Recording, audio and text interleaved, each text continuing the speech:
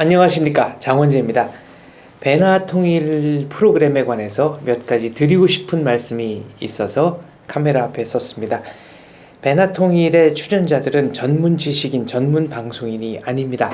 아직 배우고 있는 학생들입니다. 미래에 건강한 대한민국을 만들어 달라는 염원을 담고 제작진이 청년들을 위해 만들어준 프로그램입니다. 그렇다고 제작진이 주제, 구성, 대사를 모두 만들어주는 것이 아닙니다. 출연자들 스스로가 이 모든 것들을 만들고 방송하며 배워나가기를 바라고 있습니다. 배나TV는 출연자 한 명 한 명을 건강한 대한민국 국민으로 키워나가는 그런 방송을 하고 싶습니다. 전문가들의 모습이 아니기에 시청자분들의 염려가 많으시겠지만 한 회 한 회 출연자들 스스로 배워나가는 모습을 지켜봐 주시기를 간곡하게 다시 한번 부탁드립니다. 배나 통일을 성원해 주셔서 감사합니다. 통일의 필요성을 느끼지 않는 대한민국 청년들, 필요성을 느끼나 무엇을 해야 할지 모르는 청년들을 대변합니다.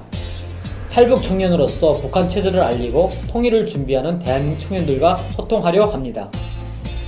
남북한의 가치관, 문화적 충돌을 중재하며 배우고 나누는 프로그램 배나통일입니다.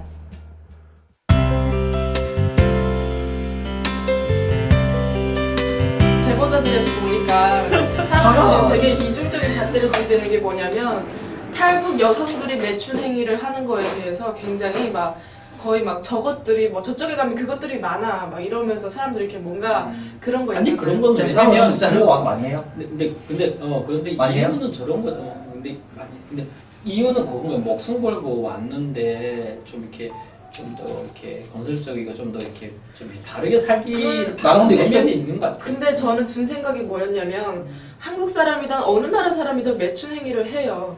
하는데 그게 탈북자가 한다고 해서 특별할 건 없잖아요. 탈북자들도 다 하는 게 아니라 탈북자 중에서 몇 퍼센트가 하는 건데 대한민국 국민의 몇 퍼센트도 오늘 한다고 내가 하죠. MC 보고 둘이 싸워. 아니 근데 우리나라 사람들도 탈북자 여자들이 오늘은 내가 MC 보고 싶어지네. 탈북자 여자들이 맥주나 그래가지고 그러니까 하는 게 아니라 그냥 그거에 대해서 욕하는 거예요. 근데 괜찮다. 내가 봤을 때 성혜 씨가 그걸 더 크게 받아들인 거죠. 그러니까 제보자들 보니까 사람 취급을 안 오늘 하더라고요. 바꿀까요? 제가 MC 네. 보는 거. 남은 사람도 그래요. 한국 여자도 만약에 맥주 여러분 주맨 50분까지가 50분 가져요? 50분? 엄청 오래 하네. 55분 줬다고. 55분. 엄청 오래 하네. 아니 워낙 여러분 촬영을 들어가려 합니다. 아, 할 얘기가 더 많을 것 같았어요. 조용히 해주시고. 나 어떻게 할 얘기가 없는 것 같은데. 뭐 하다 보면 자 들어갑니까? 네 이렇게 이거 해줘요. 작게 거기서 해줘야 돼. 네 시작. 네 시청자 여러분 안녕하세요. 배나통일입니다. 안녕하세요. 저희가 엄청 반가운 소식, 기쁜 소식이 있죠? 아시나요? 몰라요. 저만 아는 건가요? 네, 몰라요. 소개해 주세요. 네. 저희 시청자분들 중 한 분이 대만에 계신 분인데요. 박자신님께서 와, 이름도 멋있어요. 후원을 해주셨어요. 오. 후원을 해주셨는데 그래서 혹시 저 저희가- 캠코더가 저렇게 예쁘게 나오는 어. 캠코더를 그 후원해 주신 데다가 저희가 조금 더 보태서 캠코더를 장만을 했어요. 와, 새로. 세대가 반짝반짝거리네요. 네. 이야. 저희가 좀 더 예쁘게 샤방샤방하게 나갈 수 있는 거잖아요. 근데 대만에서까지 시청하시고 그것만으로도 감사한데 또 이렇게 후원금까지 보내주셔가지고 정말 감사한 네. 것 같아요. 저희 한번 인사할까요? 네. 정말 감사합니다. 감사합니다. 감사합니다. 오. 진짜 캠이 네. 좋네요, 많이. 아, 아니 왔는데 이게 장비가 딱 바뀌어 있으니까 기분이 너무 좋은 거예요. 어. 그리고 또 이게 화질이 너무 좋아져가지고 혹시나 이렇게 뭔가 좀 자신 없으신가요? 일단 이번 회차 촬영하고 다음 회차 음. 때 뭐 메이크업을 다시 어떻게 하던데 그래요? 근데 진짜 너무 좋은 것 같아요. 네, 정말 감사합니다. 근데 어떻게- 문제는 해외에서 네. 근데도 해외에서 보내줬다니 더 감사하네요. 네. 박자신님 다시 한번 감사합니다 정말. 저희가 정말 예쁘게 나가는 것만큼 더 열심히 말도 예쁘게 하도록 하겠습니다. 네. 정말 감사합니다. 네. 어우, 너무 감사한 것 같아요. 자, 오늘 차분하네요. 어떻게 자, 발랄하게 갈까요? 아니에요, 아니에요. 우리가 오늘 그 촬영하기 전에 얘기를 너무 많이 해가지고 그렇죠. 한 30분 동안 너무 털었더니 네. 열띠게 털어놓은 거 벌써 에너지가 다 소진된 것 나는 같아요. 저거 보는 것 같아요. 그냥 이렇게 그 열띤 토론을 보는 것 같아가지고 지금 체력이 방전됐어요. 오늘 내가 MC 봐야 되나 생각했는데 아니요, 괜찮아요. 그건 저희 아니에요. 다시 화이팅 할 수 있어요. 네. 자, 그 뭐 요즘 어떻게들 지내세요, 다들? 안 본 지 일주일 됐지 않나요, 우리? 그렇죠, 네, 일주일 그렇죠. 됐죠. 네. 저 일주일 동안 톡 한 번 안 하잖아요. 아, 그렇죠. 그리고 인간적으로 이렇게 단톡방에 뭐 이렇게 자료도 올리고 좀 이러면은 댓글을 좀 해주셔야 되는데 지성이 전화보다 한 번씩 해요, 알죠? 한 지성이 번씩 안 하잖아요, 지성이. 한 번씩 뭐 되게 그냥 뭔가 그런 의무적으로 하는 느낌이었어요, 그냥. 근데 저도 얼마 전에 또 뭘 올렸어요, 봤죠? 봤어요. 저도 뉴스 네. 보고 되게 감명 깊어서 이렇게 올렸는데 네, 봤죠. 댓글 보면 앞으로 제가 자주 이렇게 톡 확인하고 할게요. 근데 이런 단톡방이 한 20개? 와, 그렇게 있어요? 뭐 우리가 학교, 대학원, 연구단 따로 있고 뭐 아. 교회 뭐 따로 있고 다른 뭐 단체 기관 아, 단체 활동 많이 하시는구나. 아니 활동한 톡방이 이렇게 많아요. 그래서 참 나가지는 못하고 있는 톡방이 꽤 많은데 그게 그냥 이렇게 핸드폰 버리고 살다 보니까 네, 잘 확인이 안 되고 한 번에 다 댓글 달려고 하면은 시간도 또 많이 가고 해가지고 어떻게 아직 졸업 안 하셨으니까 곧 기말고사잖아요. 아니, 저는 수료 중이라 가지고 그래요? 저는 2월에 졸업 네 이제 할 거고 좀 뭐 하는 것도 없어요. 저는 저는 일하고 있고. 12일부터 이제 기말고사라서 지금 기말고사 준비를 하고 있는데 네, 그렇습니다. 그래서 요즘 좀 많이 피곤하고 그런데 오늘 좀 그래도 좀 괜찮아 보이지 않나요? 정말 오늘은 좀 화장이 좀 빡세게 돼가지고. 네, 그래서 오늘 좀 화장을 커버를 해봤어요. 너무 잘했어요. 얼굴이 다 뒤집히고 난리 나가지고. 공부는 원래 평상시 하는 거 아닌가? 그렇죠. 그- 성현 씨가 안 하니까. 네, 저는 벼락치기가 잘 통하는 스타일이라 그렇게 하고 있습니다. 자, 이번 주 주제가 정말 댓글 언급할 거 없나요? 딱히? 그래요. 댓글을 빼놓으면 안 되죠. 댓글을 어떻게? 저는 네 그냥 뭐. 솔직히 희철 씨하고 나 욕이 없어져가지고 딱히 뭐 아 이번 회차에. 아니 뭐 그렇게 말씀하시니까 여기 없어서 뭐 시시하다 이런 뜻을 들리는데 아니 뭐 관심이 줄었나 이런 생각 들기도 하고 약간 이렇게 쉽게 말하면 그때도 얘기했잖아요. 그것도 지적도 집으면 사랑이 하나의 표현이라 했는데 사람들이 구색이 사랑이 식었나라는 생각 들기도 하고 약간 좀 없어서 약간 서운하게 됐어요. 은근히 사랑을 바란다니까. 아니 그런 스타일이야. 아니 은근 댓글에 조금 욕을 해주시기를 바랍니다. 약간 우리들의 할아버지 같은 스타일. 막 뭐 이렇게 뭐 이렇게 사람들이 떠들고 있으면 시끄럽다 이러면서 나도 좀 껴주시 약간 이런. 네, 댓글이 뭐 어쨌든 그렇게 뭔가 비방이나 이런 건 많이 없어졌지만 그래도 좋은 조언들을 많이 해주시는 네. 분들이 늘어서 그러니까 저는 이게 제가 아까 기말고사를 굳이 언급한 이유가 제가 곧 기말고사기 때문에 댓글을 이렇게 자세히 들어와서 볼 수가 없어요. 근데 이번 주도 보니까 엄청난 장문으로 정말 기승전결로 그냥 쫙 써주시는 분들이 너무 많이 계시는데 선언문 한 편 보는 그런 느낌이었어요. 그러니까 제가 보기에는 이거를 읽고 댓글을 달려면은 막 대 6줄씩은 달아야 되겠는데 그거를 달리는 걸 다 이렇게 쓰려고 그러면 제가 공부를 못해요. 근데 어쨌든 너무 감사한 일이죠. 그리고 그렇죠. 저희가 따로 이렇게 계속 댓글을 체크하시는 분들도 계시고 또 거기서 이제 주제건이나 이런 거는 다 이제 저희가 추려가지고 뭐 아이디어를 하기 때문에 다른 프로그램 보면은 댓글이 이렇게 짤막짤막하게 이렇게 뭐 힘내다 있고 하는데 우리는 약간 이게 거의 정책 토론 하듯이 맞아요. 딱 이분들 공무원인가 할 생각을 들 정도로 되게 보면서 되게 논리적이고 보면서 이거 댓글만 다 분석하면 거의 뭐 논문 2-3편 나가겠다는 생각 들었어요. 베끼고 있는 거 아니죠 지금? 그건 아니 표절할까 봐. 댓글은 지금 그건 안 다 할 거고. 취합해가지고요. 좋은데 쓰려고 다 취합하고 있으니까 많이 남겨주시는 게 좋은 것 같아요. 저도 많이 배우고 네. 있어요. 그 댓글이 아마 정책적인 뭐 측면에서 반영할 수도 있고 뭐 얘기할 수 네. 있고 맞아요. 조언할 네. 수도 있고. 그래서 특별히 언급할 게 없다 이거죠. 좀 감사하다 좀. 그렇죠. 감사하다, 저도 저도. 너무 이렇게 강범해가지고 어떻게 딱 이렇게 이분 뭐 있나 보네요. 아니 뭐 저는 너무 많이 읽어서 정말 네. 근데 그 제이정님께서 또 엄청난 주제와 아이디어를 건의를 해주셨어요. 저도 봤어요. 네. 제이정님 만나보고 싶다. 그러니까 제이정님 나는 이게 제 하도 많이 들어가지고 네. 궁금하네요 그분. 제이정님. 진짜 근데 이분이 글 쓰시는 거 보면은 혹시 뭐 대학교 교수님이신가 아니면 어디 정책 자문위원님이신가라는 생각이 들 정도로 정말 세세히 다 써주시더라고요. 근데 그 외에도 정말 많은 분들이 맞아요. 계시는데 제가 다 기억을 못 하겠어요 지금 머릿속에 되게 너무 많이 복잡해서. 해주셔가지고 네. 한 분 한 그래서 분. 제이정님도 너무 감사하고 그 외에도 정말 많이 달아주셨어요. 근데 이걸 어떻게 뭐 리스트를 쫙 뽑아서 이렇게 읊어드리고 싶지만 우선 시상식처럼 네. 뭐 감사한 분들 이렇게 읽는 거. 저희 연말에 한번 하죠. 뭐 그것도 좋겠네요. 아무튼 너무 감사하고 자, 뭐 이제 주제로 들어가죠. 네. 네, 주제는 혹시 뭐 제보자들 보셨나요? 그러니까 링크 걸어준 거 봤어요. 보면서 솔직히 저는 좀 눈물 났어요. 되게 잘 오시잖아요. 내가 원래 눈물이 많은 사람 아닌데 지금도 울려고 하는데. 그러게.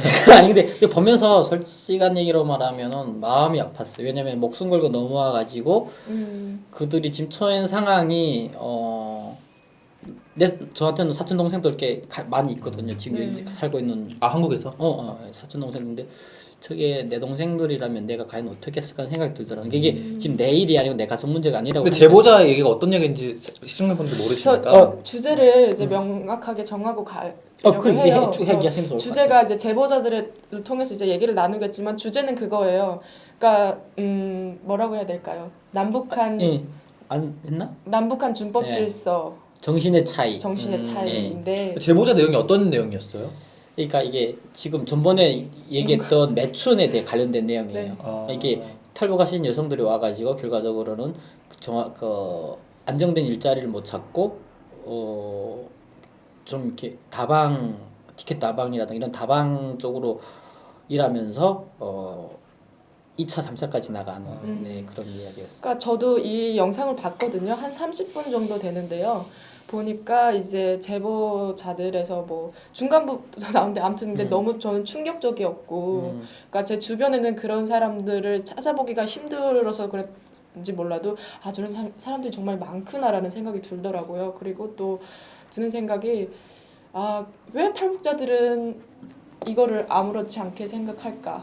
사실 뭐 한국에서도 그런 업종이라고 해야죠. 어떻게 보면 이거는 업종이잖아요. 사실 합법화가 되지 않았지만 하나의 업종이기도 한데 한국 분들도 뭐 하시는 분들 계시고 뭐 전 세계 어디 가나 다 계시는 직종이라고 해야 되나 업종인데 어쨌든 인기 직종이죠. 근데 그걸 보면서 정말 이 사람들이 왜 이런 길에 들어가야 될까? 근데 이 사람들 얘기를 하는 거 보면은 뭔가 이해가 될 듯하면서 또 저는 이제 여자로서는 또 뭔가 그래도 저건 아니지라는 생각이 들더라고요. 그러니까 뭔가 힘들게 건너와서 취직을 하려고 애를 쓰는데 이제 북한에서 왔다라는 이유로 이제 뭔가 자기소개서만 제출을 했는데 이제 탈락되는 경우 또 면접 때 이제 말투가 낯서니까 뭐 어디서 오셨어요라고 물어봤는데 이제 북한에서 왔다 그러면 길에 북한에서 왔습니다. 경력이 있어야 된다. 그러니까 단순히 이제 뭐 카페 알바나 이런 건데도 경력이 있어야 된다라고 얘기를 하고 하다 보니까 탈북자들의 특징이 다 그거예요. 북한에서 탈북한 이후에 그 경력이 단절이 돼 있는 상태라서 경력을 원하는데 경력이 없으니까 취직도 어려운 거고. 그러니까 이런 사람들이 결국에는 북한에 있는 가족들에게 돈을 보내줘야 되는데 돈은 당장 벌어야 되는데 먹고 살아야 되고 근데 못 벌겠으니까 이런 사람들을 겨냥한 그런 다방 업주들이 있잖아요. 이 사람들이 검은 유혹을 보내면 거기에 이제 가서 뭐 처음에는 1차만 해도 된다라고 하다가 너 2차 가면은 북에 있는 가족에게 뭐 아이에게 더 많이 보내줄 수 있지 않냐 이런 식으로 하면 2차, 3차를 내보내게 된다고 하더라고요. 그게 제보자의 내용이었구나. 네, 그러니까 전체적인 매춘의 그러니까 전체적인 스토리와 그런 거 다른 영화인데 KBS 2 제보자 5회에 나왔던 주제였어요. 그러니까 오늘 주제는 쉽게 말하면 좀 무거운 주제인 것 같아요. 남북한의 준법 자체가 어려운 주제지만 그 안에서 정신까지 얘기하고 있으니까. 그러니까 올해가 아니라 그러니까 오늘 주제가 뭐 매춘만은 아니에요. 그러니까 준법 질서, 그러니까 준법 정신의 차이잖아요. 그러니까 여기 보면은 탈북자들이 가장 많이 저지르는 범죄가 뭐냐면 이제 마약 관련 범죄 그리고 지금 매춘도 있고 폭력도 있고 뭐 사기 횡령, 살인, 절도, 뭐 강도 행위 이런 폭력 사범 뭐 이런 것들이 다양하게 있는데 그 중에서 이제 마약이 제일 높다. 그리고 이제 얼마 전에 KBS 2에서 이제 제보자들에서 방영이 됐으니까 이제 매춘도 이제 그 이슈가 됐는데 그걸 보면서 되게 드는 생각이 한국에서는 어떻게 보면 마약이나 매춘 이런 것들이 되게 큰 중범죄에 속하잖아요. 근데 어떻게 보면 또 탈북자들이 이런 범죄를 쉽게 생각하지는 않겠지만 어쨌든 그래도 뭔가를 이렇게 범법 행위를 하게 되는 거 보면은 북한에서 아무래도 이게 마약이나 이런 거에 대해서 중범죄성에 대해서 몰라서 그런 것 같아요. 매춘 같은 경우는 이제 좀 디테일하게 이제 들어가면은 얘기를 다루겠지만 마약 같은 경우에는 북한은 정치범 정치 범죄만 무조건 아주 중범죄에 해당되는 거고 그 다음에는 이제 뭐 마약이나 이런 건 약간 생활 범죄라고 해가지고 조금 뭔가 만약에 걸려도 돈을 조금 주거나 이러면 어떻게 회피를 할 수 있는 방법들이 있고 하다 보니까 그렇게 생각하나 봐요. 그래서 지금 마약 사범이 제일 많아요. 38명. 그러니까 2016년 8월 기준이에요. 이게 지금 북한 안에서 아니 아니지, 대한민국. 한국에서. 한국에서 탈북자들의 범죄 유형 네. 주어가 빠져서 미안해요. 네. 주어가 주어가 빠져요. 한국에 입국한 현재 네.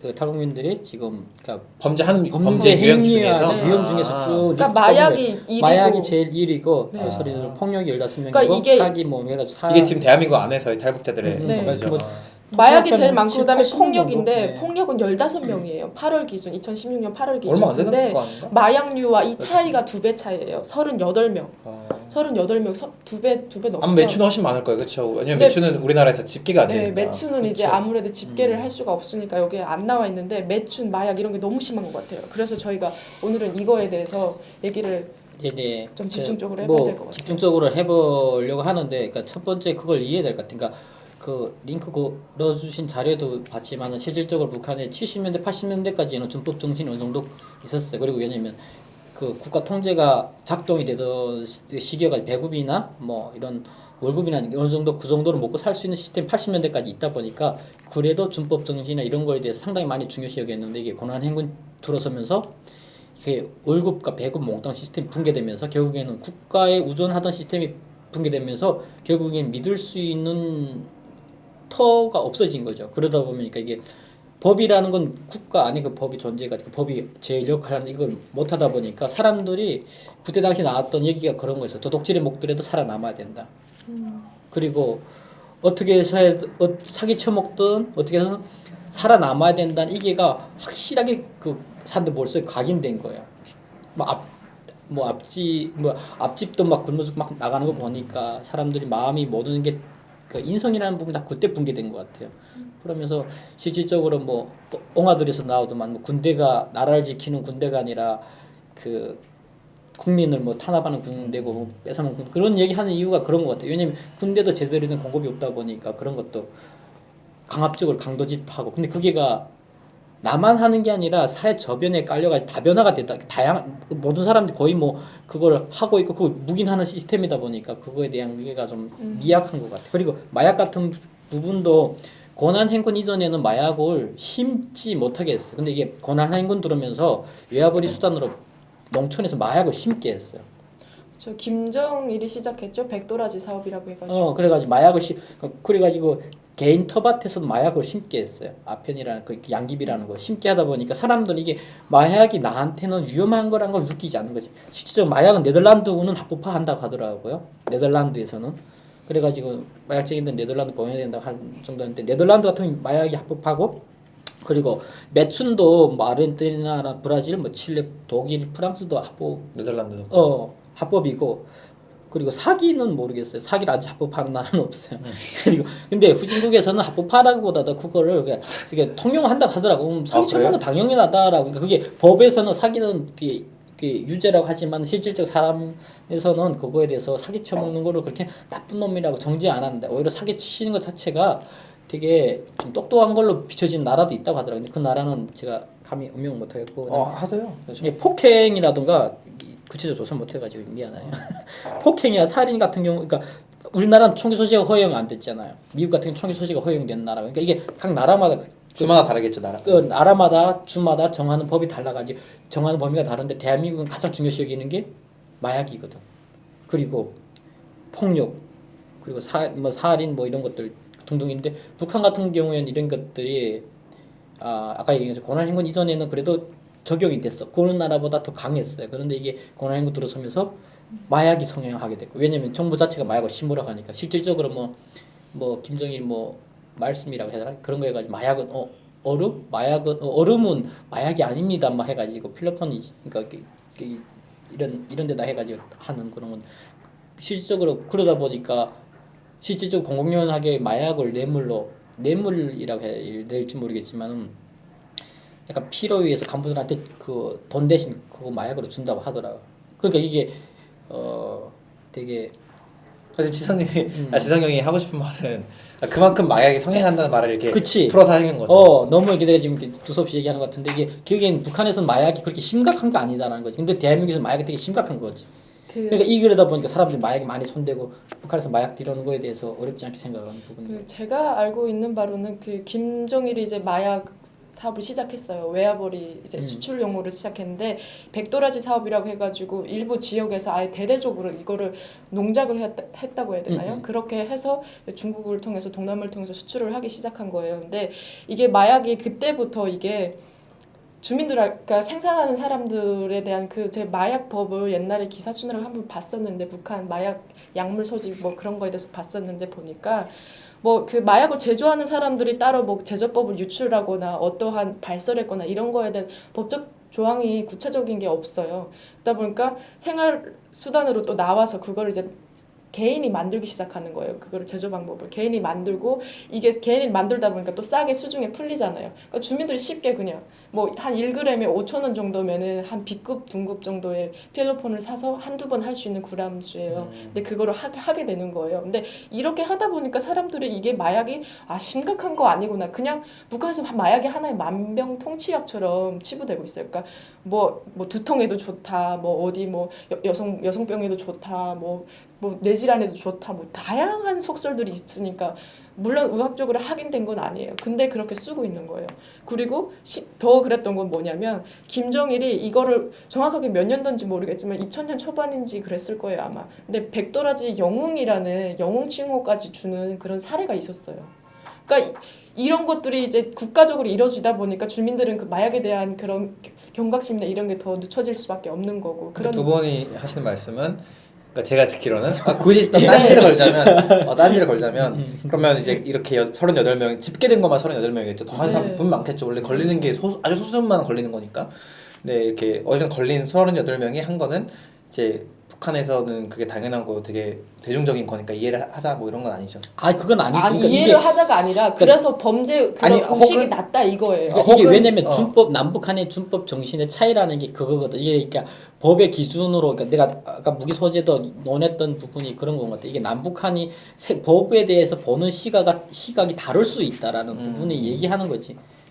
저는 이런 걸 갖다가 마약을 한국에서 허용하자 이런 얘기는 그거 아니겠죠. 당연히 아니겠죠. 근데 저는 이런 문제에 대해서 항상 좀 불편한 시각은 이런 걸 항상 사회적인 문제로 보는 이게 항상 시각이 두 개로 나뉘잖아요. 개인적인 문제로 보는 시각이 있고 개인만의 문제라는 보는 시각이 있고 사회적인 문제로 보는 시각이 있는데 혹시 두 분이 하는 말씀이 이분들이 이렇게 이런 범죄 마약류의 범죄를 하는 게 이제 교육을 못 받아서 그런 거니까 한국 사회에서 철저하게 교육을 시키자 그 말인 거죠. 그 말을 하려고 했어요.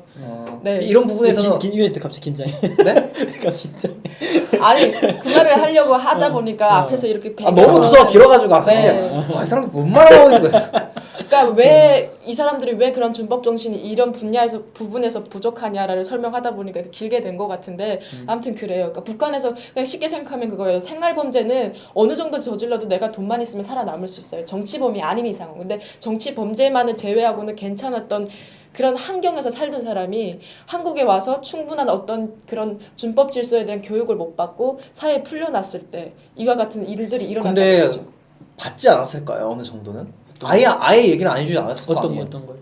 이렇게 한국 시민권을 이렇게 딸 때 넘어와가지고 우리는 이렇게 이런 거에 대해서 엄격하게 한다라는 교육을 하지 않았을까? 당연히 안 했을 리는 없다고 생각해요. 했겠죠. 했는데 그거 갖다 만만하게 본 거죠, 그냥. 그렇지. 그리고 왜냐면 그러면 개인적으로 처벌을 해야 된대. 아니 근데 저는 이걸 너무 100% 사회적인 문제로, 교육적인 문제로 하는 건 좀 불편해요. 그러니까 정확하게 그냥 한국 시민이 됐으면 똑같이 그냥 범죄에 대해서 처벌을 똑같이 하고 한국 사람 받는 것처럼 마약 똑같이 하고 있어요. 처벌 받아요. 네, 똑같이 하고 있어. 그래요? 네. 혹시 저는 혹시 또 두 분이 또 혹시 뭐 얘네는 교육을 못 받았으니까 거기에 대해서 좀 감안을 하자 이렇게 생각을 할까봐. 아니에요. 지금 또 저희 그렇게 무개념 아니에요. 제주에게 준비를 하고 있었죠.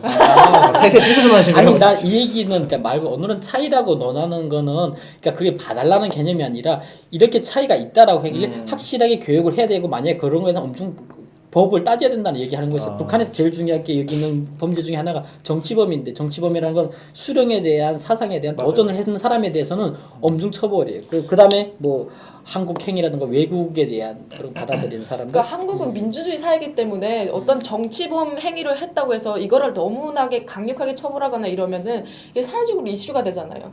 그런 적이 뭐- 없죠. 지금 보세요 지금.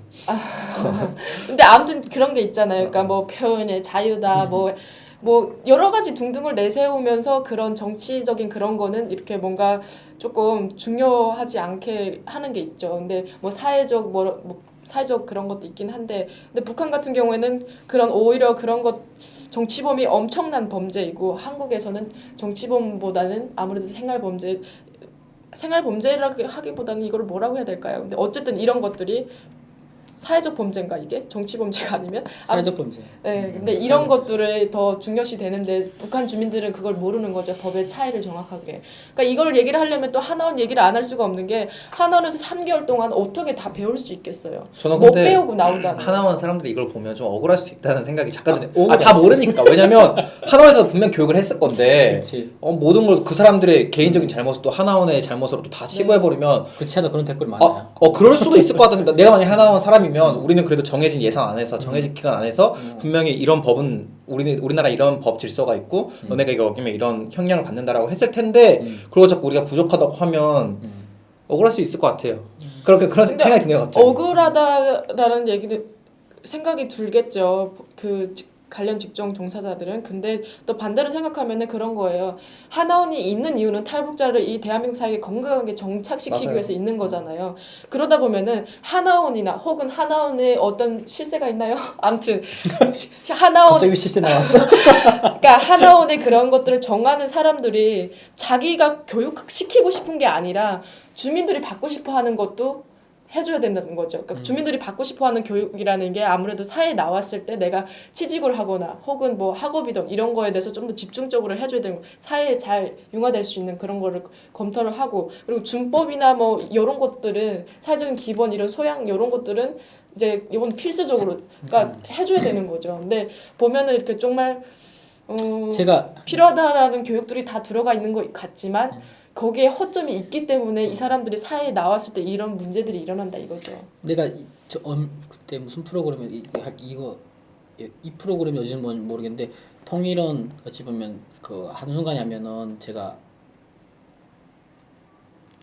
그거 된다고 했는데 갑자기 생각 안 난다. 혼란이 있을 것 같고. 대혼란이 있을 거라는 게 이런 부분이거든요. 왜냐면 이게 남북한의 준법 정신, 생각의 차이가 어느 정도 상당히 많은 차이가 있길래 만약에 통일됐을 때 이것들이 그 갈등이 사회적 갈등이 어마어마하게 초래될 거고. 저도 이번에 좀 네. 조사하면서 네. 그런 거 많이 느꼈어요. 왜냐면 점진적으로 할 수밖에 없는 게 왜냐면 너무 차이가 다르길래 지금 이게 지금 3만 명이 들어온 것도 막 이러고 막 논란이 많은데 2,500만? 5천만 대 2,500만이 막 뒤섞인다고 생각해봐요. 그건 대혼란이거든. 저도 이걸 처음에는 그냥 통일에 대해서 너무 안일하게 생각했던 것 같아요. 네. 어느 정도 항상 경제적으로만 생각을 했지 네. 이런 사회적인 걸로 생각을 안 해봤거든요. 왜냐면 지금까지 통일은 정치, 경제 부분으로만 통일해서 봤어. 근데 지금 와서 계속 논의되는 건 사람 대 사람의 통일이 중요하다 맞아요. 하는 게 그런 거. 왜냐면 서로가 이 70년이라는 시간 동안 너무 헤어지다 보니까 너무 다른 교육과 다른 환경에 살다 보니까 이게 서로를 이해하는 데는 상당한 시간이 필요한데 이게 한순간에 통일되면은 우리나라 이렇게 어떤 박사님이 그런 얘기했더라고. 북한 사람들은 쌀 30kg, 23kg면 된다고 하는데 초반에는 먹는 게 해결되면 되겠죠. 근데 그 과정은 그 다음 단계는 어떻게 되겠어? 그 다음 단계 서로의 지금 독일 같은 오시베시하면서 동독과 서독에 대한 갈등이 20년 되는데 지금은 어느 정도 많이 해소됐다고 하더라고. 근데 초창기 10년 상당하게 그게 갈등이 심했다고 하더라고. 근데 독일 같은 경우에는 20년 동안 왕래를 해왔어요. 근데 그것도 그렇고 사실 제가 잘은 모르지만 서독과 동독은 그렇게 크게 차이가 없었잖아요. 없었지. 어느 정도 차이는 있었죠. 뭐 경제적과 뭐 근데 정치적으로 차이가 있었지만 실질적으로 동독 같은 경우 서독 방송 듣기도 했어요. 네 그렇기도 했지만 사실 남한과 북한은 전 세계적으로 봤을 때 극과 극에 있는 나라잖아요, 사실. 그치.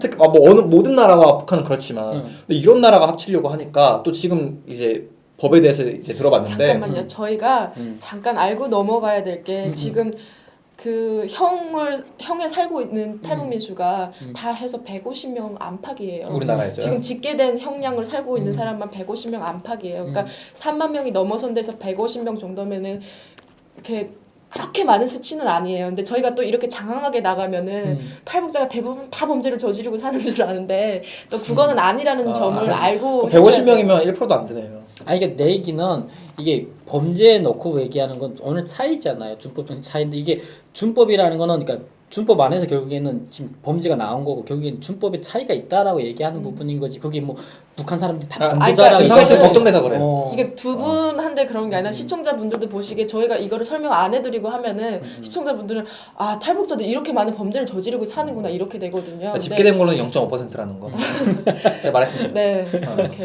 그래서 제가 그 다른 여기 베나 TV에서 한 다른 방송을 보고 왔어요. 보고 왔는데 이제 탈북자분들 여기 많이 나오잖아요. 그분 중에 한 분이 한 말이 얼마 전에 그때 기준으로 얼마 전에 자기가 논쟁을 했대요. 언쟁 아닌 언쟁을 했대요. 한국 남한 그냥 저 같은 사람이랑 아예 한국에서 태어난 사람이랑 언쟁을 했는데 맞을 짓그 이제 탈북자분들 중에 그 한 분은 방송에서 나는 맞을 짓을 했으면 맞아야 된다고 말했다고. 근데 어떻게 한국 사람은 어떻게 그래도 사람을 그렇게 아무리 잘못을 해도 패냐고. 근데 아직도 저는 뭐 제가 비판적으로 봤지만 사실 저는 모든 걸 좀 볼 때 비판적으로 보는 편이에요. 네, 제 개인적인 성향이지만 근데 그 탈북자분이 아직도 넘어온 지 오래됐고 꽤 됐고 그리고 지금 30대 초중반이라는 나이를 감안했을 때 아직까지도 그런 생각 갖고 있는데 갑자기 통일이 돼버려가지고 이렇게 한국 사회에 적응한 사람들이 그렇게 말을 하는데 넘어오면 진짜 우리 한국 사람은 아무리 뭐 성질 불같다 해도 화나면 그냥 안 패요 사실은. 내가 어느 정도 화났는지 의사 전달만 할 뿐이지. 근데 진짜 북한 사람 뭐 개인차가 있다고 아까 했지만 저는 아직도 이렇게 적응한 사람이 이렇게 말을 하는데 진짜 이렇게 하면 너무 사회적 비용이 너무 많을 것 같고 그래서 저는 진짜 와 이걸 보니까 통일을 진짜 만만하게 하면 안 되겠다. 급진적으로 하면 큰일 나겠다는 생각을 했어요. 그 시청자분께서 어느 한 분이 예전에 댓글을 달아주셨는데 통일은 지리적 정치적인 통일이 아니라 문화적인 통일이 이루어져야 된다라고 하더라고요. 이거는 상호 간에 서로를 잘 알아야 되는 거잖아요. 그렇죠. 그런 통일이 이루어져야 된다는 게 근데 이렇게 말하면 쉽지 제가 않고. 좀 복잡화가 돼요. 말해보세요. 제가 판단하겠습니다. 점진적인 통일을 한다고 하면은 좀 복잡화가 된다. 왜냐면 점진적인 통일이라는 자체가 지금 논의가 안 되는 게 안 되고 있는 상황. 왜냐면 이게 한순간에 점진적인 통일이 왜 종북작파가 되는 거죠? 그거 저도 그런 얘기 처음 들었어요. 점진적인 통일은 어떻게 보면은 양국의 데미지를 줄여가면서 점차적으로 하자는 거지. 이거를 그래서 개성공단 같은 거 만들자가 이렇게 좀 이렇게 결을 하자고 하는 거거든. 그러면은 그거는 너무 정치적인 이슈가 있으니까 그거는 근데 개성공단이 그런 정치적인 게 이슈가 있는데 전제 조건이 확실하면은 왜 종북 작파가 될 이유도 없는 거죠. 개성공단이 다시 재개를 해야 되는데 만약에 전제 조건이 확실하고 우리 기업이 얻는 어둑인 게 아니라 이익이 더 크면은 그건 문제가 될 수 없는 거고. 개성공단 얘기는 저번에 우리 많이 해서 서로 간에 비난을 많이 받았으니까 이게 했던 이유도 지금 왜냐면 그래가지고 그 이후로 우리 학교에서 개성공단이가 개성공단 가지고 커리큘럼 한 적인데 그 당사자분들 얘기했던데 그분들이 느끼는 게 그런 거였어요. 지금 우리가 얘기 나누는 것들이 그러니까 이게 그 헤어진 게 너무 크다 보니까 이게 그 경영하는 입장에서 북한 사람들 봤을 때하고 북한 사람들이 경영자를 대할 때 태도들 이것들에 대한 갈등도 상당히 그러니까 노사 갈등인 거지. 이게 상당히 커가지고 힘들었다고 하더라고. 요즘 20대는요 진짜 그 왜 뭐 유명한 그 사투리 같은 거 있잖아요. 제가 한번 재현해 볼게요. 우리가 남이가 이거 있잖아요. 근데 진짜 20대들한테 우리가 남이가 하고 물어보면 니네가 남이지 누구야 이런 식으로 되는 것 같아요. 솔직히. 근데 그래서 문화적인 게 이런 게 잘 교류가 돼야 되고 그래서 저는 뭐 또 이렇게 거창하게 얘기를 하면은 베나 통일이 이 역할을 하고 있지 않나 뭐 이러면서 사명감을 갖고 다시 이제 본론으로 나는 들어가서 다시 지금 희철 씨나 이렇게 지금 우리는 하고 있는 것들 중에 하나가 희철 씨가 청년들 이 생각하는 건 나누고 나도 내가 그러니까 어찌 보면 내가 이게 뭐 북한 사람 대변한다고 생각하지 않는데 근데 어떤 사람들이 이런 생각 갖고 있는 걸 나 얘기하고 또 다양한 사람들 생각을 나 얘기해가지고 자꾸 이렇게 이야기장으로 내놔가지고 한 번씩 그거에 대해서 생각해보는 시간을 가져보자고 지금 우리가 하는 거라는 생각이 들어요 지금. 근데 그게 저희가 지금 이루어지고 있어요. 저 댓글 보면서 느끼는 건데 그거예요. 옛날에는 시청자분들이 저희를 평가하려고 했어요. 근데 이제는 생각을 댓글로 달아주세요. 그러니까 생각을 나누는 게 지금 실행이 되고 있는 거거든요. 너무 좋아요. 오늘 너무 좋아. 새 카메라고 댓글도 너무 좋고. 그러니까 지금 그 네. 특히 제보자들 다시 한번 돌아가서 얘기하면서 느끼는 건데 거기에서도 여러 가지 장면이 나왔어. 어떤 게 아니면 처음에 와서 한국에 와서 부푼 꿈을 가지고 와서 우리 얘기했던 것처럼 왔는데 결과적으로는 본인이 할 수 있는 게 하나도 없어. 기술이 있는 것도 아니고 자격증이 있는 것도 아니고 여기서 할 수 있는 게 하나도 없어서 식당을 찾아갔어요. 식당을 찾아가니까 뭐 여러 가지 이유로 식당도 캔슬이 됐어. 그거는 영상에서 보여주는 거예요. 그러다 보니까 그 주변의 친구들이 그 유혹에 그 손을 내미는 거. 너 취직 안 되지? 근데- 이런 다방을 하는데 너 원래 뭐 그냥 커피만 따라주면 돼 해가지고 갔는데 결과적으로는 그게 2차 3차까지 가가지고 범죄의 길을 가게 되고 매춘의 길. 네, 그러니까. 근데 저는 궁금했어요. 두 분은 남성이잖아요. 그러니까 뭐 굳이 성별 뭐 차별 이게 아니라 두 분은 탈북 여성들이 와가지고 어느 그 한 지역에서 밀집 장소에서 그런 매춘 행위를 한다라고 했을 때 그거에 대해서 어떤 생각이 드세요? 첫 드는 그런 생각은 어떤 거예요? 저는 뭐 북한 여성이건 남한 여성이건 떠나서 매춘을 하는 거에 대해서는 사회적 이유가 없다고 생각을 해요. 왜냐면 제 주변에도 분명 저도 군대를 갔으니까 여러 부류의 사람들 만났고 그 친구들이 하는 여동생 누나들의 얘기를 많이 들어봤잖아요. 집에 어려운 사람이 진짜 많아요. 한대집에서 생활하는 애도 있고 북한 사람처럼 남한에도 분명히 빈부격차 크잖아요. 얘네들도 돈 때문에 군대를 가는 애들도 많아요. 근데 그 누나들도 되게 그 제 후임의 누나들도 되게 힘들어요. 사는 게.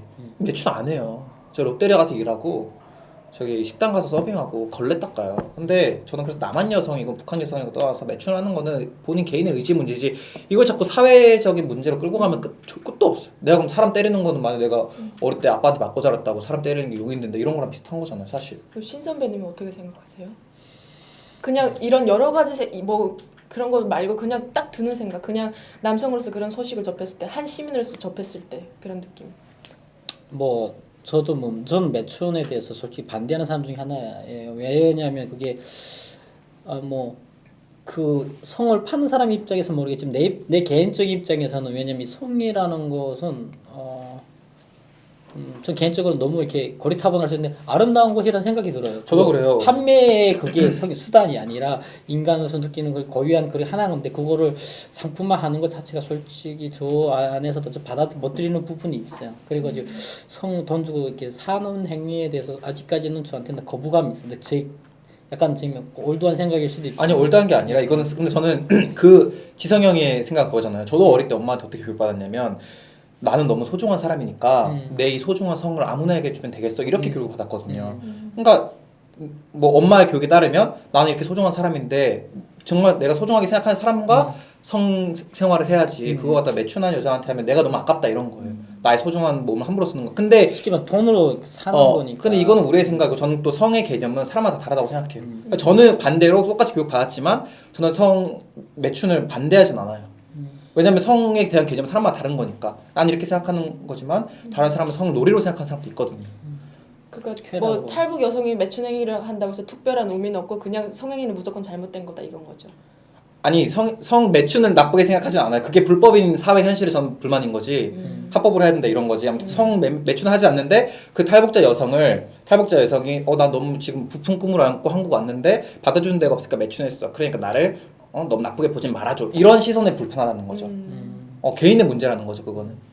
그럼 신 선배님한테는 이제 뭐 나는 그러니까 같은 탈북민으로서는 어떻게 생각하세요? 그게 왜 저는 그 뭐 더 특별하게 그거에 대해서 부정적으로 생각하냐면 이들이 목숨 걸고 넘어온 거잖아요. 그러니까 그게 쉽게 말하면 목숨이라는 거는 귀한 건데 그건 그 목숨에 내놓으면서까지 얻은 대가가 매춘이라는 건 솔직히 너무 결과가 너무 우울하다는 생각이 들어요. 여기에서 건강한 시민으로 그리고 그 누구보다도 모범적으로 살아갔으면 하는 바람이 큰 건데 결과적으로는 그게 안 좋은 쪽으로 이렇게 솔직히 그렇게 풀을 이뤄서 뭐 할까라는 생각이 들어요. 저 개인적으로는. 그러니까 그리고 만약에 매춘해서 돈 벌어온 돈으로 북한에 보내준다.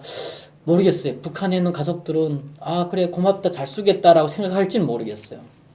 저도 안타까운 마음은 있어요. 왜냐하면 그렇게 몸 팔아서 해서 한 돈을 북한에서는 그것을 살아간다. 모르겠어요. 그걸 부모님들이 들었을 때 그 북한에 있는 가족들이 들었을 때 어떤 마음이었을까? 저는 그거를 제보자들을 보면서 든 생각이 이런 거였어요. 그러니까 원래 사람이 초심을 지키는 게 원래는 좀 힘들잖아요. 근데 탈북할 때처럼만 살아도 저렇게는 안 되지 않았을까? 그러니까 가령 그런 거예요. 북한에서 탈북을 해서 중국에서 그런 언제 잡힐지 모르는 불안감에서 살 때도 자기의 그런 순결함을 지키면서 끝끝내 한국까지 와가지고 잘 적응해서 사는 사람들이 있거든요. 한국에 와서 심지어 엄동설 안에 손이 얼어서 갈라 터지면서도 그 고기판을 닦으면서도 그렇게 잘 버티면서 그렇게 가족에게 돈을 내보내면서 이렇게 하면서도 뭔가 그래도 자유를 누릴 수 있다는 거에 감사하고 내가 일한 것만큼 벌 수 있다는 걸 감사하면서 사는 사람들도 많아요. 근데 이분들을 보면서 드는 생각이 개개인이 다 뭐 이렇게 사정이 있더라고요. 근데 들어보면 다 마음은 아파요. 근데 든 생각이 과연 중국에서만큼 여기 왔는데 잘 살 거라고 생각하고 왔는데 너무 힘들다. 근데 그 힘듦이 중국에서만큼 힘들었을까? 북한에서만큼 힘들었을까? 그건 아니잖아요. 그렇다면은 좀 더 다른 어떠한 그런 일을 하면서 생업을 이어갈 수 있을 텐데 결국엔 전 든 생각 같은 여자로서의 입장에서 생각을 하면은 결국에는 지금 뭔가 어떤 경력도 없어요. 그리고 나의 스펙도 없어. 근데 할 수 있는 거는 가진 건 몸밖에 없잖아요. 근데 이게 자본주의 사회는 자유를 누릴 수도 있고 그렇지만 자본주의 사회는 곧 돈이 있어야 생존이 가능한데 이 사람들의 공통점이 뭐라고 생각하냐면 좀 더 쉽게 많은 돈을 벌기 위해서 그 길을 선택했다고 생각해요. 그거는 탈북민뿐만 아니라 한국 여자도 마찬가지예요. 그거 하는 여자들도. 근데 이걸 두는 생각이 목숨을 걸고 한국까지 왔는데 와가지고 굳이 그렇게 하고 살아야 되겠냐. 근데 그걸 일획일적으로 무조건 돈 때문에 시작했다라고 보기엔 좀 어려운 것 같아요. 생존 때문에 시작한 거잖아. 그치? 어쨌든. 생존일 수 있고 그리고 도덕적 해이 아까 도덕적 경기가 무너졌다고 하는 건데 그게 준법 정신의 차이죠. 그렇죠. 이게 쉽게 말하면 인간의 가치를 어디에 두는가가 나뉜다고 생각해요. 명예에 두는 사람하고 맞아요. 돈에 두는 사람하고 권력에 두는 사람하고 그게 자기 각자가 그 도덕적 기준을 어디다 두는가 모든 사람 뒤집어지는. 이 사람들 같은 경우에는 아마 전번 시간에 되겠지만 돈이 자본주의에서는 무조건 돈이 우선이고 돈이 무조건 갑이다라고 생각하는 사람의 기준으로 결과적으로는 돈을 벌어서 내가 매니저가 돼가지고 너를 빵 이런데 그 다방 매니저가 돼가 내가 또 직원 고용하면 된다 이런 생각이 아닐까라는 생각이 들었어요. 그러니까 이게 그 도덕적 해이, 도덕적인 부분을 강조해야 되는 부분도 있는 거고. 근데 저도 인간이 사실은 가치 사는. 전국적으로 보면 저도 유복한 가정에서 자랐기 때문에 함부로 말하진 않아요. 그 사람의 상황을 모르니까 저는 그렇게 그치. 목숨 걸고 뭘 해본 적도 없고 사실은 총 맞을 거 두려워하고 나만 뭐 이렇게 건너본 적도 없잖아요. 그래서 함부로 말하고 싶진 않은데 정말 그게 최선이었을까라는 생각을 왜냐면 탈북민이잖아요. 뭐 처음에 어려웠잖아요, 당연히. 다 그렇죠. 근데 그런 순간을 다 넘어서고 지금은 한 국민으로서 잘 살고 있는 거고. 근데 근데 그 어려움을 탈피하고 싶었던 게 아닌가라는 생각이 들고 그래서 그 정신적인 문제가 만약에 3만 명 중에서 뭐 여자가 15,000명이었다고 치면 탈북민이 지금 3만 명이잖아요, 추산. 15,000이 여자라고 치면 만약 한 10,000명이 매춘을 했어요. 10,000명이 뭐 이거 마약을 했어요. 그러면 사회적인 문제가 있지만 그게 아니잖아요. 아까도 말했지만 0.5%만이 범죄를 저지르고 있고 또 그 안에서 몇 %만이 매춘을 하고 있는 건데 거기에 대해서 좀 결론적으로 말을 해보면 이걸 하나원의 문제로 가야 되냐. 그러니까 하나만 무조건 가는 게 아니라. 저도 그걸 정정하고 싶었어요. 그러니까 개인차가 있는 거고 개인의 도덕관에 따라서 사실은 하나원 교육도 정말 중요해요. 이거는 무조건 있어야 된다는 건 전 개인적으로 생각하는데 그게 뭐냐면 개인에 따라서 사실 하나원 교육을 그렇게 차근차근 안 해줘도 알아서 법이 없어도 산다는 그런 사람들이 있잖아요. 법이 없어도 살아갈 사람들이 있고 법이 아무리 강해도 이렇게 무너지는 사람들이 있다는 거죠. 그러니까 저는 이게 좀 나쁜 말인데 분명히 욕먹을 거예요, 이 말하면. 근데 제가 만약에 제 한마디로 정책이 결정된다고 생각하면 저는 본보기로 아예 처음에 이런 뭐 마약하고 이런 사람들을 본보기로 진짜 형량 크게 때려버리는 거예요, 진짜. 법이 무섭다는 걸 보여주기 위해서. 뭐 정신 문제가 아니라 정신 문제지만 뭐 그 몇 %가 하는 거 가지고 전체 탈북민들 이래 또 오해할 수 있잖아요. 그런 게 아니잖아. 근데 그렇기 때문에 뭐 근데 탈북민이 갖고 있는 참 정치적인 그러니까 탈북민 자체가 정치적인 용어예요. 그러니까 정치적으로 이용할 수밖에 없고 뭐 거기에 뭐 거론될 수밖에 없는 상황인데 그러길래 저는 한 명 한 명이 좀 더 책임감 가지고 살아갈 필요가 있다는 생각이 저는 드는 거지. 왜냐면 이게 나 하나로 끝나는 문제가 아니거든. 나 하나로 인해 가지고 탈북민 사회 나가서는 남북한의 사회도 어느 정도 부정적인 영향을 주니까 이게 개인 솔직히 스스로 북한 사람들이 왔을 때는 나 개인이라고 생각할 수 있는 부분이 많아요. 그래가지고 여러 가지 맞게 행동하고 하는 부분도 있지만 근데 이 문제는 개인인 동시에 그룹이고 조직이 그거는 하나의 큰 덩어리가 되는 거예요. 그게 소수자의 비애거든요, 사실. 레즈비아 뭐 그런 게이들도 사실 개인의 문제가 아니거든요. 한 명이 잘못하면 게이들은 저래, 레즈비언은 저래 이렇게 돼버리거든요. 하나의 그룹의 문제가 되는. 사실 뭐 탈북자도 한국 사회에서는 소수자거든요. 그렇지. 그래서 그런 정신은 그러니까 지성형님 같은 탈북자들만 있으면 성현 씨 같은 탈북자만 있으면 문제가 되지 않죠. 문제가 많아요. 근데 이 소수자 중에서 그 소수자가 범죄를 저지르니까 이걸 아유 탈북 아까 말했잖아요. 걱정했잖아요. 탈북자 저 여자들 매춘이 나고 말이야. 이렇게 돼버리는 거예요. 그러니까 이게 소수가 다수가 될 때까지는 서로가 뭔가 이런 대표 의식이라고 해야 되나 이런 게 좀 그런 게 필요한 있어요. 것 같아요 맞아요. 사실은.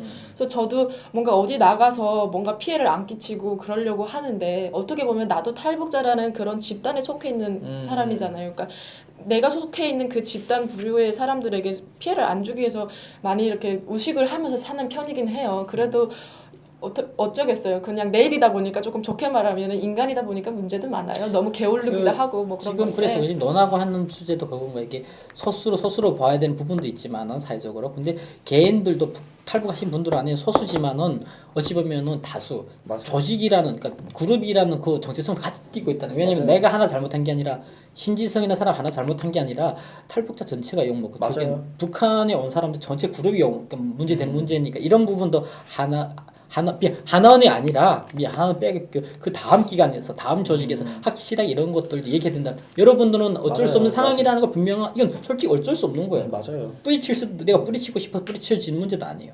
근데 실제로- 그러면 받아들이면 운명을 받아들이면 그거에 대한 대응책으로 살아가는 방법은 스스로 터득해야 된다는 생각 드는 거지. 근데 실제로 이렇게 중원들을 보면은 한 번 이렇게 도덕적 경계가 무너진 사람들이 중국이든 북한이든 한 번 무너진 사람들이 중국에 와서 그거를 반복할 확률과 한국에 와서 그 반복할 확률이 더 높더라고요. 그렇겠죠. 당연히 사람들 중원에 따르면 쟤는 누구는 뭐 어디서부터 그랬어. 이거를 100% 팩트라고 할 수는 없지만 어쨌든 그런 기류가 있었기 때문에 그런 인식이 생긴 거잖아요. 근데 그런 것들도 있고. 근데 문제는 뭐냐면 저도 이제 8년 차고 선배님도 이제 10년 돼 가시잖아요. 근데 어떻게 보면은 지금 오고 있는 탈북자들한테 저희가 선배격인데 이 제보자들에서 보니까 업주가 선배. 같은 탈북자예요. 탈북 선배야. 선배예요. 아 나쁜 놈이구만. 그래 줘줘야 돼 이런 것들. 그래가지고 저는 사실 드는 생각이 뭐냐면은 그 매춘 행위를 하는 사람도 좀 안타깝고 그리고 이건 해서는 안 되는 일이잖아요 사실. 근데 그거를 하게끔 꼬드기는 것 자체가 탈북 선배이기 때문에 저는 이 사람들이 정말 나쁘다고 생각해요. 저는 어떤 생각 대한민국에서도 민주주의 시민교육을 끊임없이 계속 하고 있어요. 지금 하고 있는데 거기에 분명한 건 북한 사람들도 민주주의 시민교육 끊임없이 저는 이루어져야 된다 생각하는 중에 하나거든요. 그러니까 이게 문제는 뭐냐면 아까 하나 교육 끊치는 게 아니라 2차, 3차 교육 계속 이루어져야 돼가지고 민주 시민으로는 그러니까 시민 교육이라는 건 한순간 이루어지 시민인데 아침에 어제 뭐 시민 교육 받아가서 그 다음날에 나 시민이야라고 되는 게 아니거든. 교육이라는 건 나도 지금도 뭐 10년 넘게 공부했지만 끊임없이 교육하면서 교육 맞아요. 받으면서 사람이 변해가는 거라고 생각 들거든. 그게 교육의 중요성을 이해하는 거고 지금도 우리 계속 논의하는 건 결국엔 이 프로그램 이 지금 우리들의 대화가 누군가의 또 교육이 되고 누군가에는 다시 한번 자기를 돌아보는 시간 가게끔 하려고 지금 이걸 하는 거고. 저도 개인적으로 그러고 있어요. 여기서 많이 듣고. 근데 정말 저는 탈북 이 선배들이 오면은 뭔가 보면은 뭐 그 착한 정착 사례 이렇게 해가지고 뭐 통일부에도 남북하나재단에도 올라오는 사례들이 있어요. 근데 보면은 와가지고 정말 떡볶이 장사부터 시작해가지고 포장마차 시작해서부터 돈을 벌어가지고 이제 좀 사업이 번창하게 되면은 탈북자들을 채용을 해서 알바를 쓰든 뭐를 해서든 그리고 생계를 유지하게끔 도와주고 같이 더불어 살아가면서 또 이렇게 그 안에서 또 공동체를 형성하면서 살아가는 사람들도 있더라고요. 더 근데 많겠죠 그런 사람들이. 네, 그런 사람들도 많고 그런데 이렇게 반대로 정말 그런 거 있잖아요. 그러니까 그 보면은 제보자들에서 뭐 모자이크 처리하긴 했지만 보면은 대부분이 어린 여성들이에요. 그리고 30대 초반들. 근데 제 또래도 있더라고요. 근데 보니까 있는 것 같았어요. 보니까 대부분. 근데 그 영상에는 안 나왔겠지만 사실상 제 또래들이 많아요. 갓 성인이 된 애들이 무연고로 오잖아요. 이런 애들이 제일 쉽게 빠지는 데가 거기에요.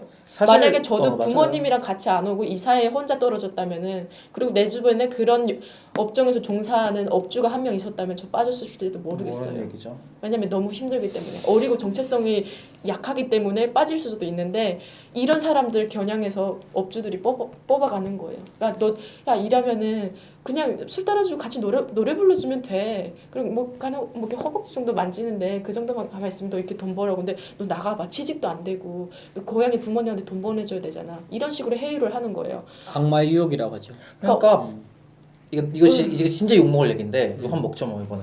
먹어요. 근데 탈북자 분들 중에서 이런 분들 되게 많아요. 이건 뭐 비판적으로 볼 수밖에 없는데 제 입장에서는 뭐 이런 말을 많이 하잖아요. 뭐 북한에서는 그랬다고. 그래서 나는 이게 이해가 안 된다고. 근데 또 그러니까 그런 사람들 그러니까 말을 잘 못하겠는데 어떤 말인지 알겠죠. 편하게. 근데 아까 예를 들면 제가 아까 비판적으로 봤던 게 그 베나나 TV 방송 중에 하나에 그 탈북자분들 중에 한 명 그랬다고 했잖아요. 맞을 짓을 했으면 맞아야지. 아직도 그런 생각을 하고 있다고. 안 바뀌어요 사실. 그러니까 처벌 같은 것도 저는 그냥 제가 너무 이기적으로 말하면 처벌 같은 것도 그냥 북한식으로 처벌을 해버려가지고 뭐 때리는 건 우리나라 사회에서 안 되니까 진짜 뭐 5년 이렇게 처음에 초범이라고 해서 좀 가볍게 하는 게 아니라 그런 사람들 진짜 10년씩 때려버린 그런 생각도 해봤어요. 뭐 그렇게 하자는 건 아니고 왜냐면 지금도 아직도 그런 생각 갖고 있으니까 그런 거도 안 바뀌면서 법 같은 거는 우리나라에 그런 연약한 법을 자꾸 하려는 사람이 있기 때문에 이런 게 일어난다고 생각을 해요. 그러네요. 그러니까 한 100명이 넘는데 지금 징역을 하는데 무기가 지금 3명 정도고 15년 이상이 6명, 10년 이상이 6명이에요. 그러니까 무기가 3명이고 요 10년 그냥 이상씩 이렇게 되는데 그럼 이거 20년 미만인 거잖아요. 뭐 15년 이상이라고 해도 이거 한 16년 되는 건가요?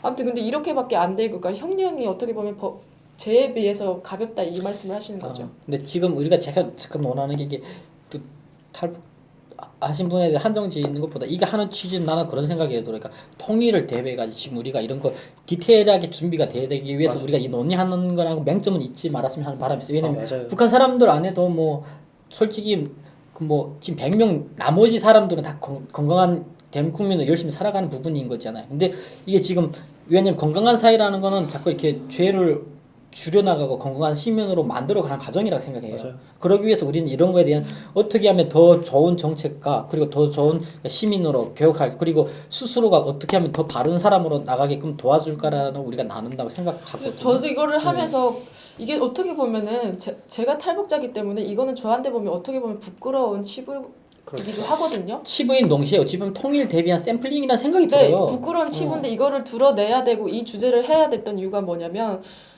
통일을 대비해서죠. 그리고 더 중과할 탈북자들에 대한 그런 정책이 잘 됐으면 하는 바람인 거예요. 전 세계적으로 이런 지금 나왔던 이런 범죄가 없는 나라는 없어요. 다 없죠. 있어요. 맞아요. 있는데 문제는 이런 사람들에는 재교육이 어떻게 이루어지는지 제일 중요한 선진국이 다른 게 뭐냐면 이 사람들은 재교육이 이루어진다는 거예요. 맞아요. 끊임없는 재교육. 그래가 이 사람들 변화시켜 간다는 거예요. 이게 선진국 후진국의 차이예요. 근데 후진국은 이런 거 없는 거지 그냥. 근데 우린 선진국으로 가고 있는 단계고 그 과정 속에 우리 통일도 대비하는 거니까 과연 이 사람들 우리가 어떻게 하면 더 그러니까 그 범죄 두간 사람들은 어떻게 하면 재교육시켜가지고 건강한 시민을 만들 건지 아니면은 그 이런 범죄를 범하지 않은 사람한테서는 이런 범죄 빠지지 않게끔 어떻게 도와줘야 될지 어떤 교육을 진행해야 될지를 우리 끊임없이 논의해야 된다는 근데 거죠. 진짜 대업이 어렵네요. 근데 진짜 제가 대업이 갑자기 어려워. 든 생각이 지금 이 매춘하시는 분들을 너무 이렇게 정말 이렇게 우리 매춘만 있는 거 아니에요? 예, 마약도 있어요. 흔한 말로 이제 되게 싸잡아서 뭔가 이렇게 매춘에 꽂히셨네. 싸잡아서 이렇게 뭔가 그런 거 네. 사상 비판 뭐 이런 거 생활총화한 것 같은 느낌인데 드는 생각이 갑자기 드는 생각이 제가 이런 사례를 하나 들은 적이 있어요. 탈북을 해서 왔는데 어떻게 그 북한에 있는 가족을 탈북을 시키려고 시도를 하다가 걸렸어요. 근데 김정은 때부터 원래 형량 세게 때리잖아요. 때린데 아무튼 맞아요. 형량을 크게 맞아요. 하는데 정하는데 그 이제 정치범 수용소에 갈 위기에 처한 거예요. 근데 이 아이는 20대 이 아이인 게 아니라 이 사람은 이 여인은 당장 돈을 보내줘서 이게 정치범 수용소 가는 것만큼은 막아야 돼요. 근데 취직이 어려워요. 그래서 이런 일을 한다라는 걸 들은 적이 있어요. 근데 실질적으로 그렇게 하는 사람들도 있어요. 네. 예. 근데 이거를 국정을 왜냐면 땡기기 위해서 네. 정치범 수용소에 가는 자기 걸 몸을 저당을 막기 잡는 위해서 거죠. 그러는 경우가 있더라고요. 그래서 또 이렇게 뭔가 되게 전체화시켜서 막 이렇게 하긴 했는데 이런 분들은 또 안타깝기도 하고. 그러니까 저는 기본적으로 사연 없는 무덤은 없다고 생각을 해요. 그렇기 때문에 그런 거 하나하나 다 뭐 안타깝고 그러니까 그런 사람을 이해하지 이렇게 하면 끝도 없기 때문에 같은 여자니까. 저는 그걸 뭐 이해하고 싶진 않아 별로. 이해하고 싶진 않지만 어떻게 해서든 이거나 하면 안 된다라고 생각을 하지만 또 마음이 아픈 것 같아요. 그냥 그쵸, 그건 사람이니까 맞아요. 마음은 좀 맞아요. 아프고 그런 것 같아요. 근데 정말 이거를 이렇게 얘기를 하다 보니까 너무 힘들어지는 것 같아요. 아니 힘들어지는 게 아니라 사람이 사는 게 저는 그래요. 뭐 중간고사 기말고사 쉬워요? 너무 죽을 것 같아요. 그러니까 그거 왜 힘든 거 왜 하고 있어요? 해야 졸업하죠. 졸업해서 뭐 할 건데? 졸업해야 하고 싶은 일 하죠. 그렇죠. 그러니까 그런 게 솔직히 내가 사람이 살아가는 건 쉽지 않다는 생각이 들어요. 그리고 가정이 그 어려움을 타게 나가면서 사람 점점 성숙해 간다고 생각 들거든요. 맞아요. 그게 뭐 그럼 고행길이라는 얘기 자체가 안 나왔겠지. 천국길이라 했겠지. 그런 것처럼 저는 그 고난을 왔을 때 어떻게 하면 그 잘 타게 나가고 극복해 나갈까 그런 것도 스스로한테 고민해보고 그리고 타게 하는 방법도 좀 그러니까 전번 시간에 얘기했지. 고기 먹는 법이 아니라 고기 잡는 법을 스스로 터득하게 우리가 방법을 고민해보고 제시하는 것도 하나의 역할이 통일을 준비한 하나의 역할이라고 생각하고 있는 거라고 생각 들어요. 그러면 저는 두 분에게 이런 질문을 한숨 나올 드리고 일이 싶어요. 아니고 어찌 보면 사람 사는 세상에 당연히 있을 법한 일들이에요. 이거는 딱 대한민국이 한정돼 있는 것도 아니고 탈북자에 한정돼 있는 게 맞아요. 아니고 저도 그래요. 전 세계 다 있는 일들이에요. 근데 이게 탈북자에 지금 한정돼서 자꾸 얘기하는 이유는 그러니까 통일 대비해서 우리가 좀 더 대비했을 때 이런 문제에 대해서 어떻게 하면 준비해 나갈까라고 얘기하기 위해서 하는 거지. 그러니까 가급적으로 예방하고 그리고 그쵸. 또 그런 사례가 있으면 이걸 어떻게 할지 대책을 지금 그렇죠. 뭔가를 다른 맞아요. 사람들을 통해서 이거를 보고 계신 반면교사를 분들도 성짜고 하는 거지. 이거를 예. 보시면서 또 뭔가 아이디어가 떠오르고 이러면은 또 저희가 소통을 하면서 이제 수집을 할 건데 두 분에게 이런 질문을 드리고 싶어요. 만약에 이렇게 매춘을 하는 여성에게 오늘 확실히 매치를 꽂혔네. 그리고 마약이라는 이런 음. 선택을 하는 사람들에게 예, 예. 각자 어떤 말씀을 해주고 싶어요? 나는 마약과 그 매춘은 공통점 있는 게 돈이라는 거예요. 폭력은 자기의 성품에 관련됐다는 거예요. 살인도. 왜냐하면 주권적인 부분에 나와서 행위인 거잖아요. 그러니까 이게 마약하고 저희 매춘은 구분해서 봐야 되고 폭력이나 살인 그다음에 이런 것도 좀 구분해 볼 필요가 없고 사기도 어쩌면 돈에 가까운 부분이에요. 그렇죠. 그러면 이게 마약, 매춘, 사기는 돈에 관련된 건데 자본주의에서 돈을 어떻게 버는지에 대한 이런 교육도 이루어진다는 거지. 결과적으로 쉽게 버는 방법이 아니라 정직하게 건전하게 버는 방법이 뭔지 그리고 그들이 그렇게 살아갈 수 있는 방법이 뭔지에 대해서 논해야 된다는 생각이 드는 거죠. 그거에 대한 뭐 이런 대안도 나와야 되는 거고. 예. 그리고 그러면은 그거는 이제 돈에 관한 거고 폭력이나 살인이나 이런 폭력, 부분은 살인. 성품에 관련된 거냐. 그러면 이런 인성을 어떻게 그러니까 나는 불교라든가 이게 기독교가 가까운 게 약간 이렇게 뭐랄까 묵상이라고 하는 부분인데 자기의 감정을 다스리는 거 이런 것 나는 매일 해요. 그 감정 다스리는 훈련. 왜냐하면 그게 한순간에 만들어지는 게 아니거든. 아까 뭐 욱해서 뭐 때렸다 당연하다라는 게 그게 북한에서는 법보다 주먹이 가깝다고 생각하는 부분이 있는 건데 그렇게 하면 안 되고 감정 훈련은 어떻게 하고 그래 자기 마음 다스리는 훈련 어떻게 하는지에 대한 그것도 분명히 꾸준히 하는 것도 알려줘야 되고 그리고 그런 방법도 끊임없이 해야 된다 생각 들어요. 뭐 다 맞는 말인데 저 항상 비판적으로 보니까 네네네. 아 근데 20살 넘은 사람을 그렇게 그런 교육으로 바꿀 수 있나? 왜냐면 나 그런 생각- 군인이면은 내 성격이 지금 어떻게인지 군인의 성격 지랄 같아요. 왜 그리고 26에 왔어요. 왜냐면 변할 수 있다고 보는 건 내 몸이 느끼는 거예요. 우리 엄마도 나 보면서 참 너는 많이 변했다 옛날에 비해서 10년 전에 너하고 지금은 완전히 다르다라고 하는 거거든. 그건 결과적으로 그게 변한 이유는 교육에 의해서 이런 다양한 훈련과 과정에서 변한 거거든. 맞아요. 그런 가능성이 없다고 하면 사회가 너무 암울하죠. 그렇죠. 그리고 문제는 그 사람들이 그렇게 된 이유도 교육과 환경에서 그렇게 변해진 사람들이에요. 결국에는 그렇게 안 좋은 길을 변한 이유도 결국엔 교육과 환경을 위해서 다시 변화시킬 수 있다는 생각 드는 사람이지. 맞아요. 다 맞는 말이죠. 네. 어려울 뿐이지, 그죠? 그렇죠. 근데 그만큼 대가는 치러야지. 대가라는 건 나의 그 자존심을, 나의 그 마음을 깎는 그 분명한 그런 훈련들이 필요해요. 맞아요. 해병대가 군대 갔지. 왜냐면 군대 가기 전에 사람들하고 군대 갔던 사람 다른 이유가 고난을 통해 사람들이 변한 거잖아요. 맞아요. 네. 맞아요. 저는 교육으로 충분히 난 가능하다고 생각하는 사람 중에 하나거든요.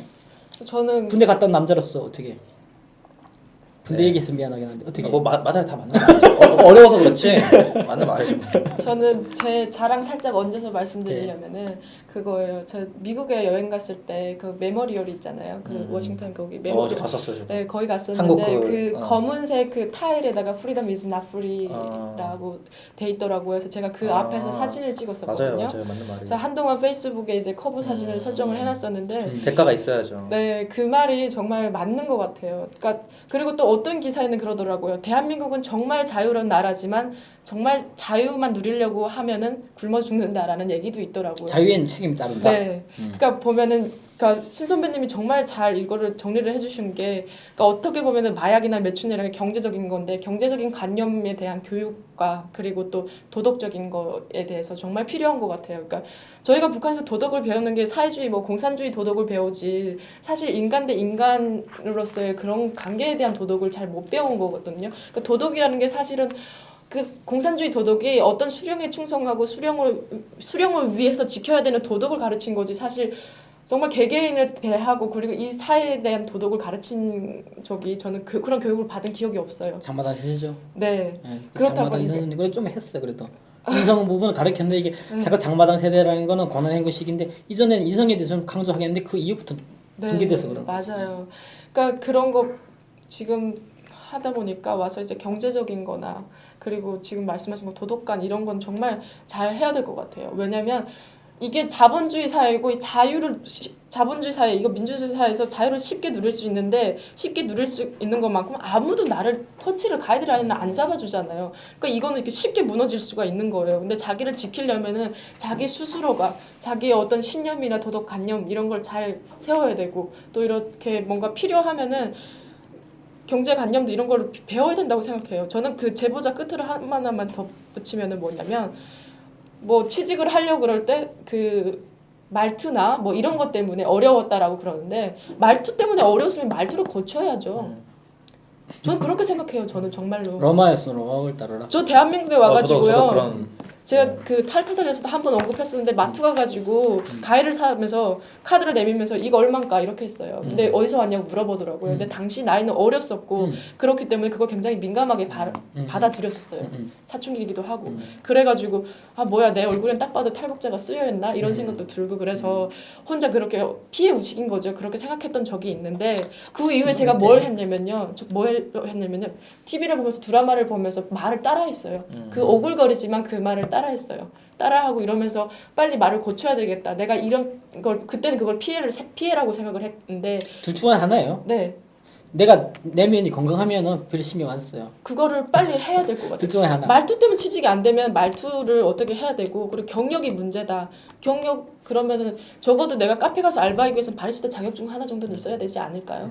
준비를 해가면은 된다고 생각하는 거고 노력이 문제인 것 같아요. 노력 안 하고 쉽게 돈 벌려고 하니까 매춘하게 되고 마약에 큰 돈을 벌 수 있으니까 아직 대한민국에 좀 와서 전까지 마약을 팔려고 감성적이었는데 하지. 갑자기 이성적으로 돌아가니까 저도 적응이 안 아니 돼요. 저는 갑자기 디스스다는 왜냐면 중간에 되게 좀 감성적이어가지고 아 오늘 이런 모드구나. 두 분 다 너무 이렇게 우회로 두 분 다 우회로 무난하게 말씀을 해주셔서 그러는 거예요. 아하. 근데 저희가 감성팔이 하려는 게 아니잖아요. 네. 그리고 이 사람들도 이거를 보면은 분명히 와가지고 저한테 악플 남길 수도 있고 그래요. 근데 저도 누구는 너 이거 잘못됐어라고 정지할 수 있는 자격이 있는 사람은 솔직히 아니라고 생각해요. 근데 이거는 분명히 지향점이 아니라 지양점이잖아요. 그러니까 이거는 서로 이렇게 짚어줘야 된다고 생각해요. 저는 이거를 그분들에게 가이드라인을 짚어준다고 생각하거든요. 그래서 이분들도 제가 말을 하는 걸 좀 이렇게 굳건하게 생각하지 말고 좋게 받아들였으면 좋겠어요.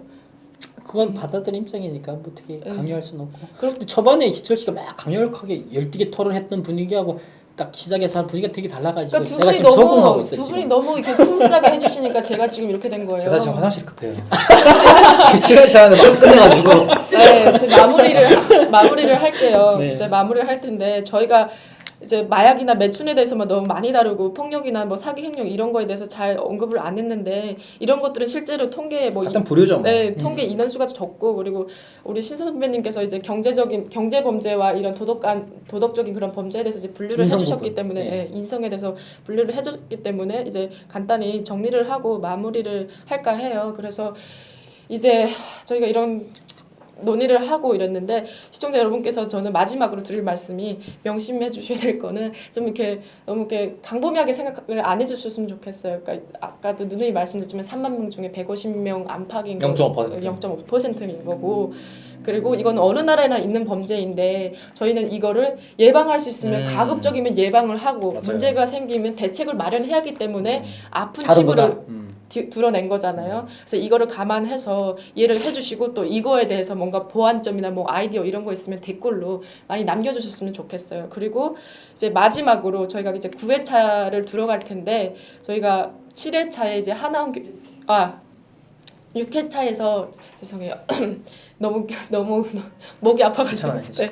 6회차에서 하나원 교육을 했었고 이제 오늘 범죄에 대해서 이제 탈북민들이 가장 쉽게 이제 빠져드는 그런 범죄에 대해서 다뤄봤는데 이 하나원 교육과 이 범죄에 대해서 한번 묶어가지고 9회차 때 뵙기로 이제 돼 있는데 뵙자고 해요. 그래서 이거에 대해서 조금 댓글을 많이 남겨주세요. 아이디어를 많이 네, 남겨주시면 그러니까 아이디어라는 건 이제 어쨌든 전체적인 큰 건 정해졌잖아요. 하나원과 이제 범죄의 뭔가 연관성에서 대해서 다루게 될 건데 전체적으로 정리하는 맥락에서 근데 이거에 대해서 이제 조금 더 이제 생각하시는 부분들이 있으면은 좀 이렇게 많이 남겨주셨으면 좋겠어요. 그러면 저희가 더 알찬 토론이 될 수 있을 것 같고 더 좋은 뭔가 해법을 제시할 수 있을 것 같아요. 저희도 댓글에서 네. 많이 배우니까. 네, 그리고 이런 것들이 또 어느 날 좋은 일에 쓰이게 되고 그러면 맞아요. 이게 정책에 반영이 될 수도 있는 거거든요. 그래서 적극 이제 남겨주셨으면 좋겠어요. 네, 그리고 그래서 9회차는 이제 하나원이나 범죄 이런 거에 대해서 시청자님들께서 남겨주시는 댓글들 있잖아요. 그 댓글들 가지고 저희가 토론을 진행할 거예요. 총 취합해가지고. 네. 그래서 지금까지. 네, 많이 남겨주시면 감사하겠습니다. 네, 감사하겠습니다. 저희가 마무리 이제 해야 되는 거죠. 네. 저 한 번만 더 말씀드리고 싶어요. 네, 하십시오. 급해. 나도 급해요. 대만에 계신 박자신님께 정말 감사합니다. 감사합니다. 감사합니다. 자, 마무리. 베나TV 시청자 여러분 안녕하십니까. 베나TV는 정부기관 및 관련 단체의 후원을 받지 않습니다. 이유는 후원금을 받으면 후원기관이 출연 요청, 주제 선정 등 여러 종류의 청탁을 하기 때문입니다. 누군가가 베나TV의 제작에 관여한다면 이는 배우고 나누자는 저희의 취지를 침해하는 것이라 생각합니다. 그래서 베나TV는 정부기관 및 관련 단체의 후원을 받지 않습니다. 몇몇 시청자분들이 가끔 후원을 해주십니다만 그때마다 감사하면서도 죄송스럽습니다. 베나TV의 재정 상태를 개선하기 위해 시청자 여러분께 부탁 말씀 올립니다. 시청자 한 분이 한 달에 1,000원씩 후원해 주시는 111 캠페인을 시작하려고 합니다. 베나TV가 앞으로도 꾸준히 알찬 프로그램 만들 수 있도록 111 캠페인 많이 도와주세요. 감사합니다.